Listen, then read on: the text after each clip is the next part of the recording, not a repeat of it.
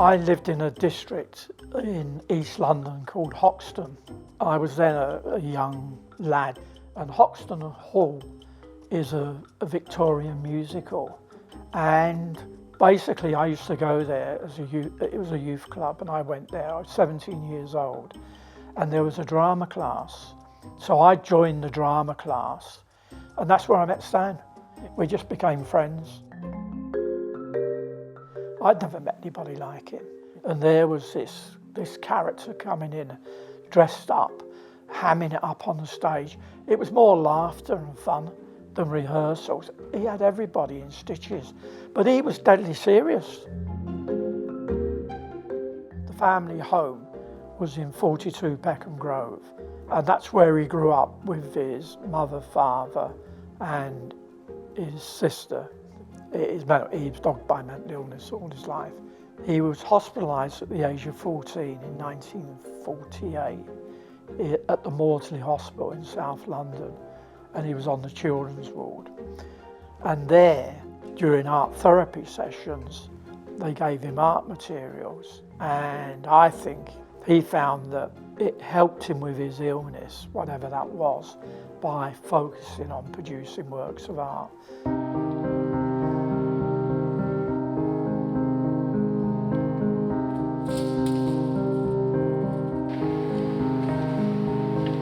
Outsider art is generally, it's usually an artist who's not been formally trained at an art school, or someone who's working not in a bubble as such, but kind of quite alone.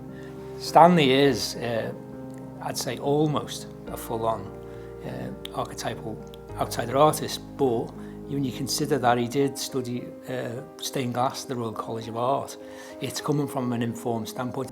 Basically, at the age of 21, he walked around London's Bond Street, which is where all the galleries are, and he had an armful of drawings and paintings, and he went to each one and said, could I have an exhibition? And he walked into the Beaux Art Gallery, met Helen Lasaw, she was the curator, and she saw all the work he produced and offered him a one-man show in 1955. So at the age of 21, he had his first exhibition in London Bond Street. It was a very important gallery because she championed British artists like John Bradbury, Leon Kossoff, Frank Auerbach, but most importantly, she championed Francis Bacon. From that, he was offered a place at the Royal College of Art. He wasn't given a place in the art department, he had a place in the stained glass department. And then, in 1958, Helen Lasaw gave him a second exhibition. And it's that exhibition, he sold 2 paintings to Dame Edith Sitwell, and he sold, the most significant thing, he sold a painting to the Museum of Modern Art in New York. He would then be 24 years old.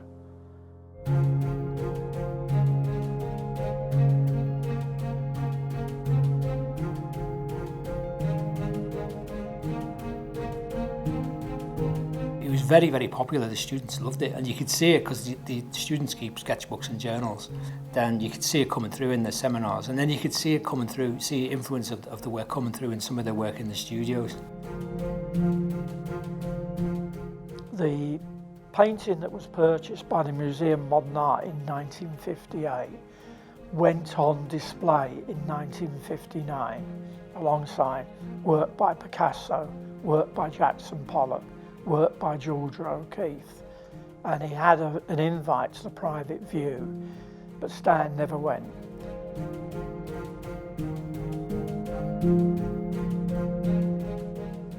And then he retreated to his house. I think he thought, people would come beat a path to his door and knock down the door, and he sat there and sat there. Of course, no one came. He never had the ability to promote himself. So he sat there and sat there and sat there, and he essentially began to have a reclusive existence.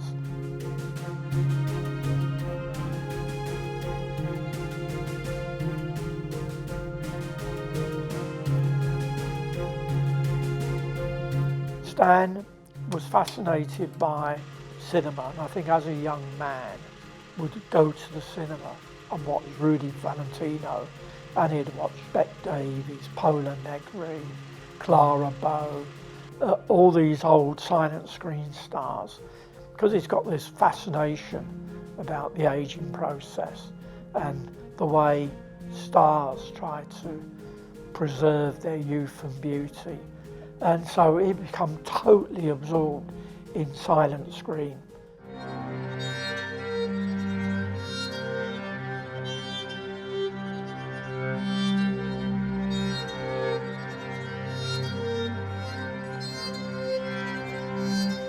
In I think it was 73, at the age of 38, he had a major breakdown. And I went to the hospital to see him one Saturday afternoon, and he was on a secure ward, and he'd attempted suicide. Stan stopped painting around 91. I think he lost his job, so he stopped working, and he became more and more depressed. Didn't go out.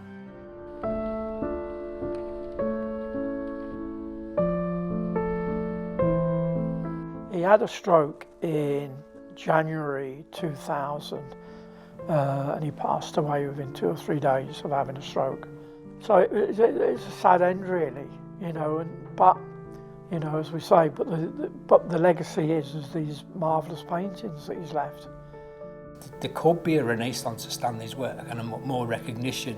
It would warrant like a big gallery show like Tate or the Walker or you know, the Whitworth in Manchester, somewhere like that. I mean, it could. I think that would really work.